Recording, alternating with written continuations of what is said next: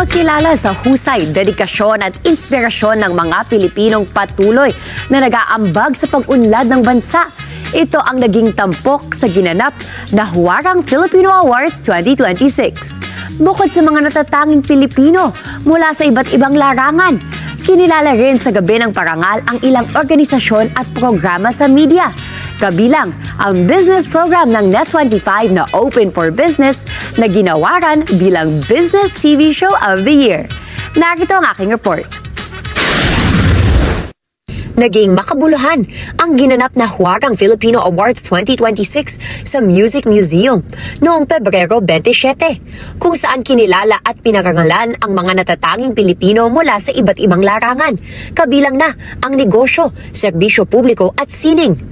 Mahigit 1,000 panauhin at awardees ang dumalo sa nasabing awarding ceremony na nagsilbing gabi ng pagkilala sa mga individual at organisasyon na patuloy na nagbibigay ng inspirasyon at positibong kontribusyon sa komunidad.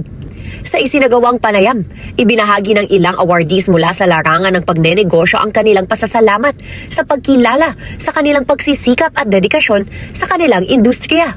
Nararamdaman mo talaga na pinaka-the best ka kasi siyempre may award ka. So it is, alam mo, hindi yun maliit na bagay na may award ka sa ganitong event. Pati yung product mo madadala na. So meaning is very special talaga.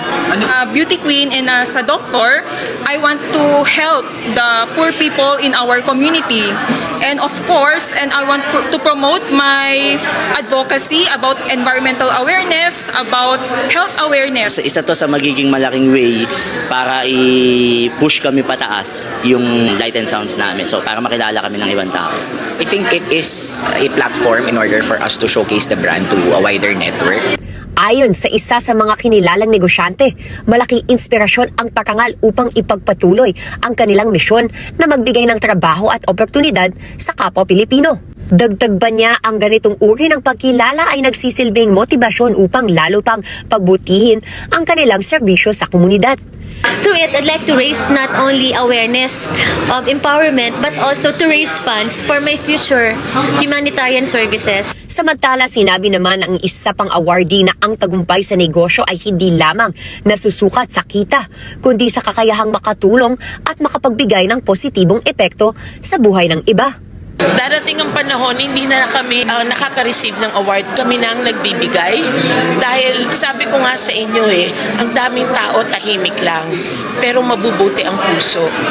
Naging makulay din ang programa sa pagdalo ng iba't ibang personalidad mula sa entertainment industry, negosyo at public service na nagbibigay suporta sa selebrasyon ng kahusayan at dedikasyon ng mga Pilipino. Ang Huwarang Filipino Awards ay isa sa mga programang naglalayong kilalanin ang mga Pilipinong nagsisilbing huwaran sa kani-kanilang larangan at patuloy na nagbibigay inspirasyon sa kapwa sa pamamagitan ng kanilang talento, sipag at malasakit sa bayan. Consistency is very important when it comes to credibility because as a huwaran, talagang you're a good example. Samantala, isa sa ginawaran din ng natatanging parangal ang business TV show ng Net25 na Open for Business. Maging ang program host nito at presidente ng Net25 na si Mr. Cesar R. Vallejos.